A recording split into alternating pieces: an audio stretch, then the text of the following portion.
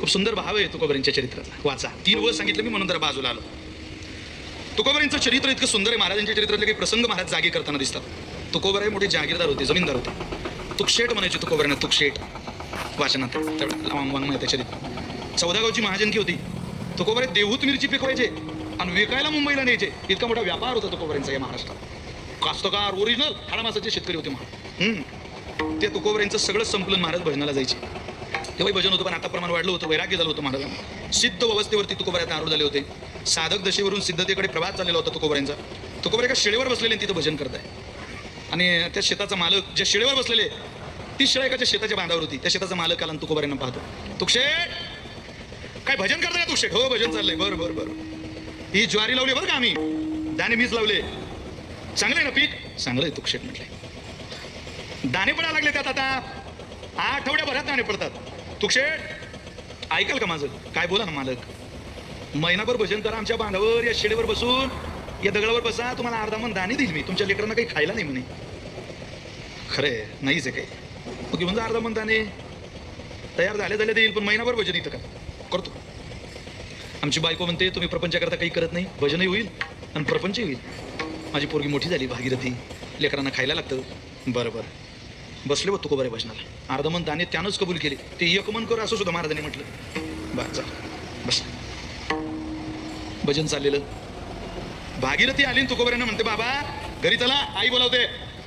नाही बाई, वचना फिरती अधमजन. दिलेला शब्द जी माणसं बदलवतात त्यांना अधम म्हणतात. अगं माझं भजन चाललंय.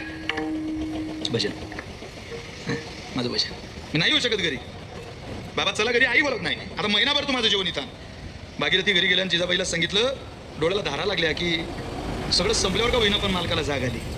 कोपला पाटील गावीचे हे लोक, कोपला पाटील गावीचे हे लोक. आता मज भीक कोण घाले, आता मज भीक कोण घाले. काय आतापर्यंत म्हणते जिजाबाई, माझ्या माय बापे बरे नाही केले, ओ माझ्या माय बापे बरे नाही केले. थोडं स्पीडली पदरी बांधले भिकाऱ्याच्या.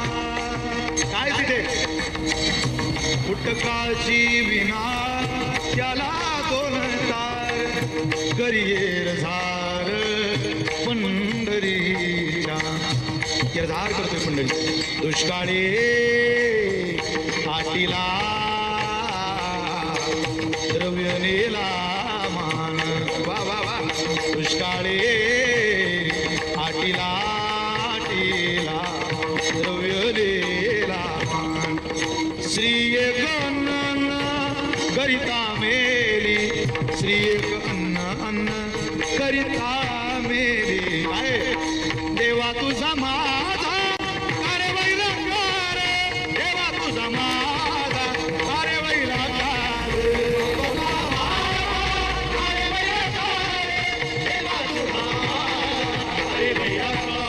दुःखाचे डोंगर दाखवीसी, दुःखाचे डोंगर दाखवीसी, दुःखाचे डोंगर दाखवीसी, दुःखाचे डोंगर दाखवीसी. बरे वांगणी बरे वांगणी देशी काळा, बरे वांगणी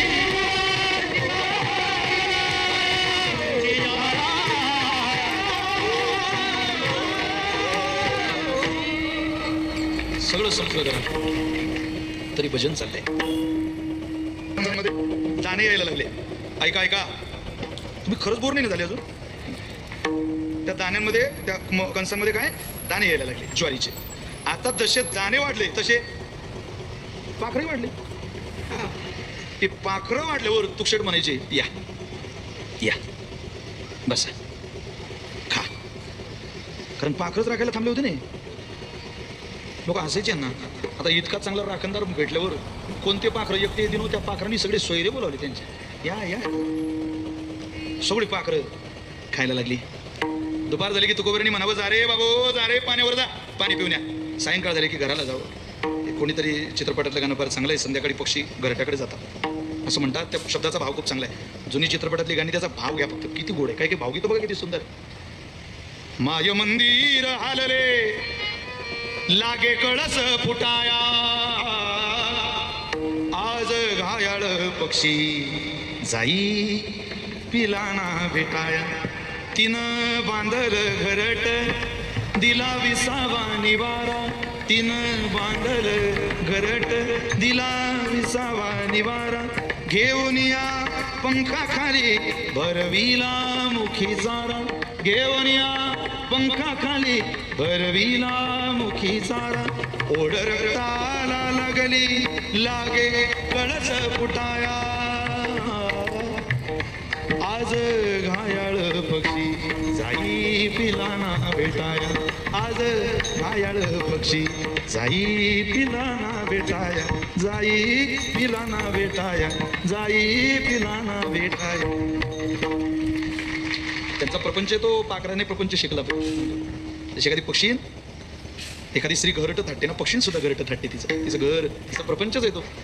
माझ्या घरात गोकुळ झालं मन आनंदान झालं, जशी अमृताची धारण माझा सोन्याचा संसार. राजा राणीचा दरबार सोन्याचा संसार, ओ राजा राणीचा दरबार. हाच प्रपंच आपला आहे. भजन तुकोबरांचं. ते पाखरू पाल्यावर तुकोबरांना आणखी भजनाचा वेग वाढला. सगळी पाखरं यायला लागली, पाखरं खायला लागली. लोक शेताला जायची, तुकोबरांना विचारायची, तुक्षे रानात बसले का पाखरं राखायला?